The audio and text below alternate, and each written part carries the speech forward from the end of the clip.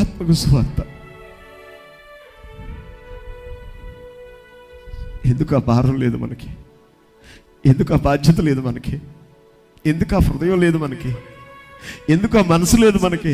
మనం వస్తున్నాం, ఆరాధన చేస్తున్నాం, మనం వస్తున్నాం, పాటలు పాడుతున్నాం, మనం వస్తున్నాం, వాక్యాలు చెప్తున్నాం, మనం వస్తున్నాం, సాక్ష్యాలు చెప్తున్నాం, మనం వస్తున్నాం, స్పెషల్ సాంగ్స్ పాడుతున్నాం, మనం వస్తున్నాం, వాక్యాన్ని వింటున్నాం, మనం వస్తున్నాం, ప్రార్థన చేసుకుంటున్నాం, మనం వస్తున్నాం, కానుకలు ఇస్తున్నాం, వెళ్ళిపోతున్నాం. ఇదేనా భక్తి అంటే? ఇదేనా భక్తి అంటే? విన్నా వినకపోయినా, నమ్మినా నమ్మకపోయినా, వచ్చినా రాకపోయినా, అంగీకరించినా అంగీకరించకపోయినా, స్నేహితులు ఉన్నారు, బంధువులు ఉన్నారు, కుటుంబస్తులు ఉన్నారు. ప్రోత్సహిద్దాం, ప్రేరేపిద్దాం, వారి కొరకు ప్రార్థన చేద్దాం. మారరు అని అనుకో.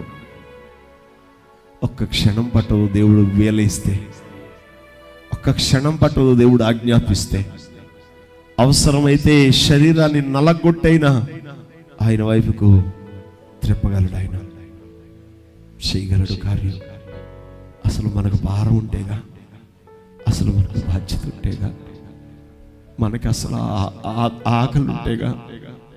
అడ్డమైన తినే ఆకలి ఉంది, కానీ అడ్డమైన అన్ని ఖర్చు పెట్టి డబ్బులు హెచ్చించి తినేసి కడుపు నింపుకునే ఆకలి ఉంది, కానీ నశించిపోతున్న ఆత్మల కొరకైనా ఆకలి మనకుందా?